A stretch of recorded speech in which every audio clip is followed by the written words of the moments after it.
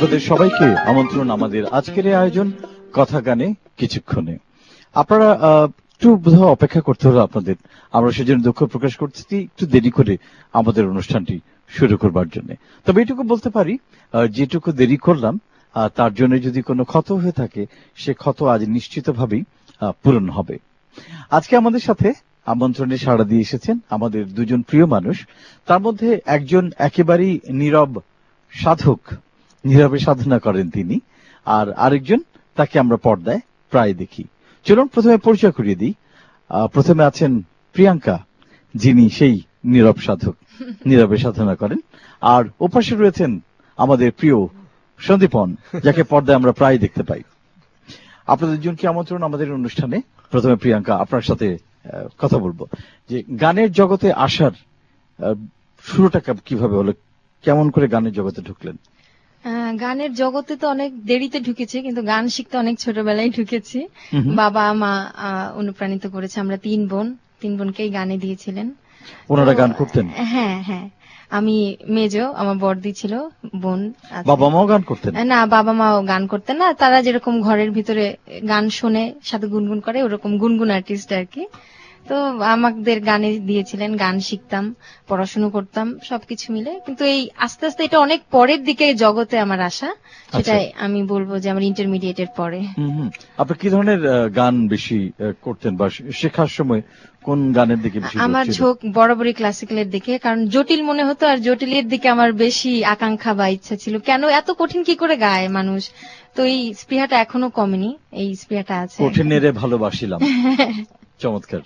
তো আজকে তাহলে শুরু কঠিন কোনো কিছু দিয়ে শুরু না, করব? কঠিন এখন মোটেই খুব বেশি কঠিন লাগে না। আমি যেহেতু ক্লাসিক্যাল চর্চা করছি, করে যাব, আমি খেয়াল দিয়ে শুরু করতে চাই। রাতের রাগ, রাগ মধুবন্তী। বাহ।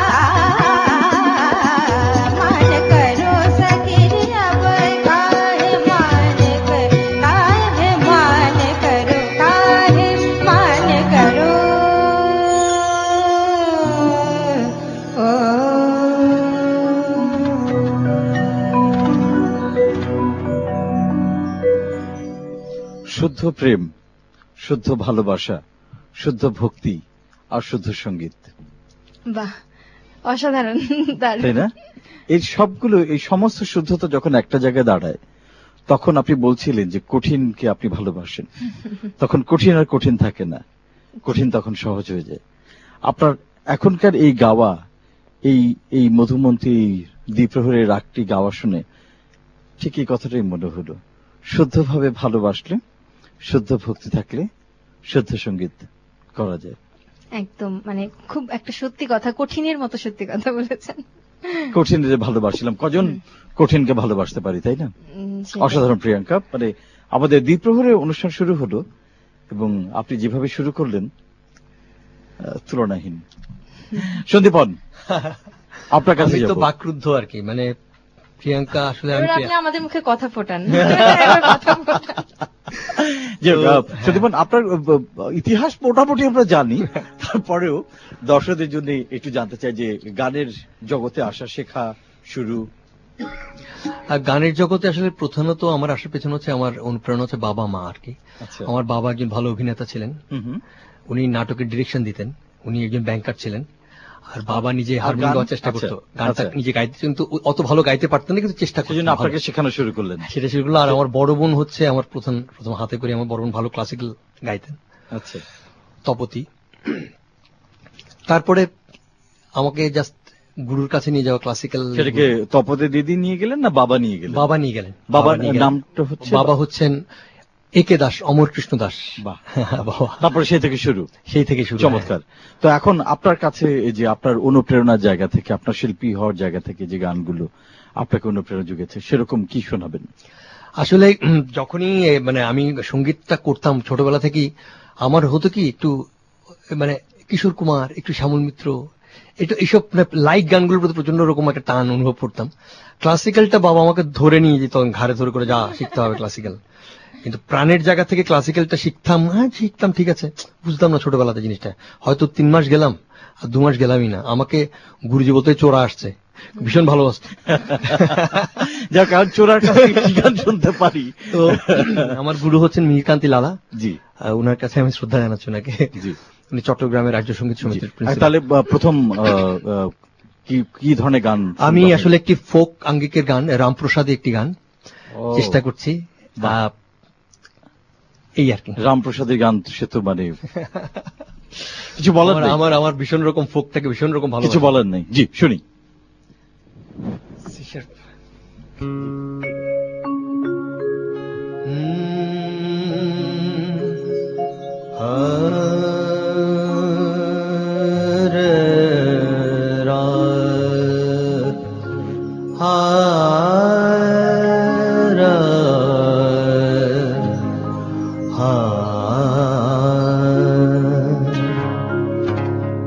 মন রে কৃষি কাজ জানো না, এমন মানব জমি রইল পতি, আবাদ করলে ফুল তো সোনা।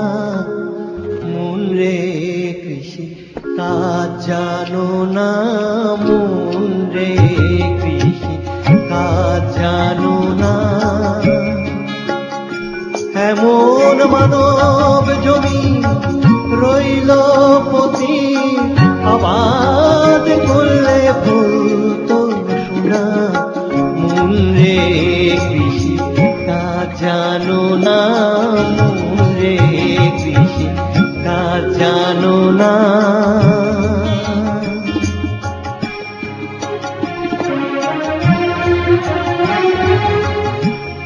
কালী নামে দাউরে বেড়া, ফসলে তো রূপ হবে না।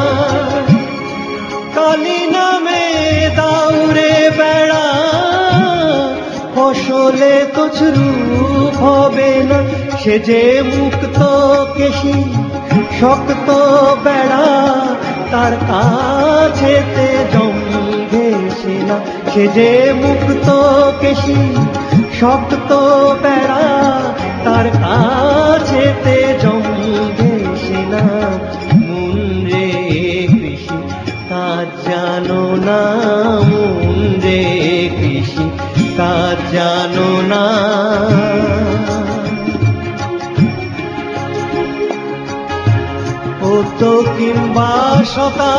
দান্তে বাজাপ্ত হবে জানো না, ও তো কিংবা শতাব দান্তে বাজাপ্ত হবে জানো না।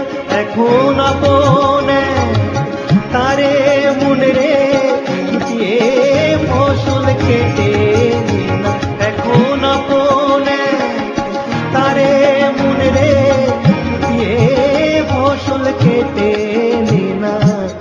মনে রে কৃষি তা জানো না,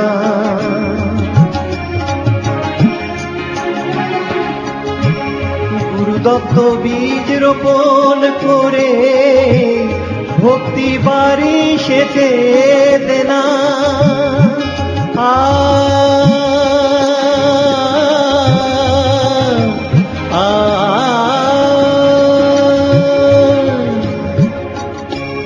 গুরুদত্ত বীজ রোপণ করে ভক্তি বাড়ি সেচে দেনা। গুরুদত্ত বীজ রোপণ করে ভক্তি বাড়ি সেচে দেনা। একা যদি না পারিস মন রামপ্রসাদকে সঙ্গে না, একা যদি না পারিস মন রামপ্রসাদকে সঙ্গে না। মন রে কৃষি তা জানো না, মন রে কৃষি তা জানো না। এমন মানব জমি রইল পতি আবাদ করলে তো শোনা। মন রে কৃষি তা জানো না, মন রে কৃষি তা জানো না, মন রে কৃষি তা জানো না। বাহ উস্তাদ, বাহ, চমৎকার। এবং হৃদয়টা, আমাদের যে মনটা, যে মননশীলতা, তাকে যদি শুদ্ধ রূপে চর্চা করতে পারি এবং সেই মনের ভেতরে যদি শুদ্ধ সঙ্গীত হোক, ভালোবাসা হোক, মানুষের জন্য কিছু করবার প্রেরণাটা যদি আবাদ করতে পারি, তাহলে এমন করে গানও গাওয়া যায়, মানুষের নিশ্চয়ই মানুষের জন্য কিছু করা, এটা সবচেয়ে বড় কথা, যে মানুষের হৃদয়কে স্পর্শ করা, মানুষের দুঃখটাকে ভুলানো। গানের কথা, সুর, বাকরুদ্ধ না। এবার আমিও গেয়ে ফেলেছি, কিন্তু শেষের সাথে চুপ থাকতে পারিনি। নিশ্চয়ই, অনেক ধন্যবাদ। এবার আপনার কাছে আসবো, কি শোনাবেন প্রিয়াঙ্কা? আমি নজরুলগীতি শোনাই এবারে, কারণ নজরুলে 2001-এ আমি নজরুলে গোল্ড মেডেল পেয়েছিলাম। তো সেই গানটা এখন আমার মনে পড়ছে, স্মৃতি রোমন্থিত হচ্ছে, গানটা নাড়া দিচ্ছে। প্রিয়াঙ্কা গাও গাও। চমৎকার, নিশ্চয়ই প্রিয়াঙ্কা গাবেন। খালি আপনার দুজনকে একটা ছোট্ট কথা বলে রাখি যে আমাদের অনুষ্ঠানের একটা খুব খারাপ দিক আছে, মানে আমরা শুরু করতে করতে না শেষ হয়ে যায়। তো এখন আমাদের এই খারাপ দিকটা হচ্ছে, আমাদের এখন বিরতিতে চলে এসেছি, মাত্র 2 থেকে 2.5 মিনিট সময় আছে, অতএব পুরো গানটা শুনতে পারবো না, ছোট ছোট করে যদি শুনতে পারি। নিশ্চয়ই, জি।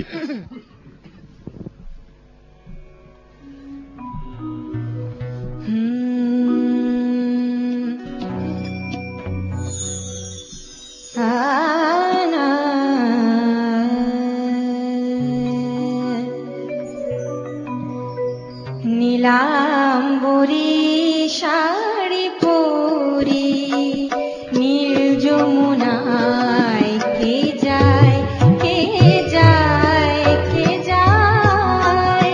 নীলাম্বরী শাড়ি পরি নীল যমুনায় কে যায়, কে যায়, কে যায়। যেন জলে চলে থল কমলিনী, যেন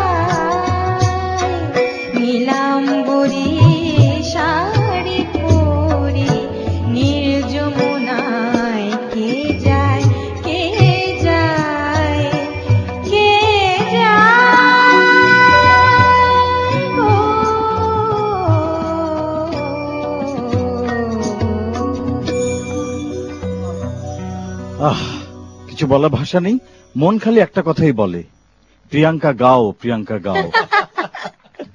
কিন্তু গাইতে বললেও একটা অনাকাঙ্ক্ষিত কাজ এখন একটা করতে হবে, সেটা হচ্ছে আমাদের ছোট্ট বিরতি নিতে হবে। আমরা বিরতি নেব, ফিরে আসবো একটু পর। আর আপনারা দেখছেন এনটিভির স্টুডিও থেকে সরাসরি সম্প্রচারিত আমাদের অনুষ্ঠান কথা গানে কিছুক্ষণ। ফিরে আসছি বিরতির পরই।